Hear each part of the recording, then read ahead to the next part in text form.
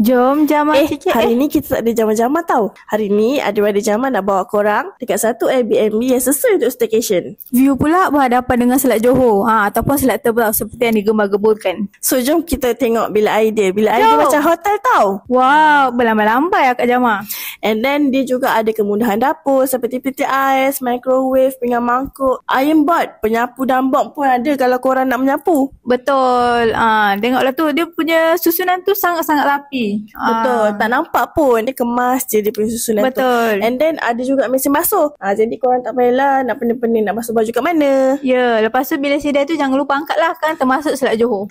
Lepas tu dia punya ruang rehat tu luas. Dan tak lupa juga ada button SOS kalau ada emergency. Ya, tak payahlah help. Tak apa, jangan risau. Jom, ada Jama bawa ke ruang atas pula. Ada 2 katil, queen dan tambahan tilam ekstra. Ada 2 juga. So kalau korang datang ramai-ramai, tak risaulah tilam tak cukup ke apa. Tapi kalau korang nak tidur dekat ruang tamu pun boleh, sebab selesa je. Kalau korang nak tidur kat balkoni tu pun tak apa, sebab bukannya selalu kan. Tidur dekat balkoni sambil ditemani angin-angin laut. Sepoi-sepoi bahasa katanya. And then daripada atas tu korang boleh tengok tau orang bawah tengah buat apa. Korang juga boleh intai jiran depan. Sambil tu adik-adik Jama praktis main nyorok. Sesuai lah kalau bawa kanak-kanak usia 26 dan 28 tahun main kat sini. Wow, hebat betul. Lepas tu dah penat main nyorok, kita minum pula. Lepas tu dah minum, kita buat apa?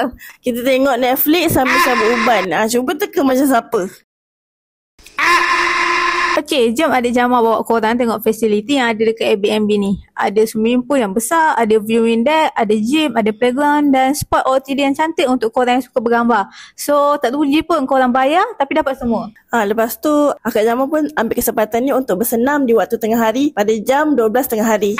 Sama lah, adik Jama pun sama. Menikmati suasana angin Selat Johor sambil menaiki buai. Lepas penat bersukan dekat bawah tadi, adik-beradik Jamah pun mau berangan dekat balkoni Airbnb tadi sambil tengok pemandangan laut Selat dan bye-bye fan imajinasi kami. Yelah, bila lagi kita nak berangan, sebab berangan kan percuma. Tak dilupakan juga tau, unit ni ada 2 unit bersebelahan. So kalau korang nak tengok unit yang lagi sebelah tu, korang boleh ke TikTok Let's Singgah tau.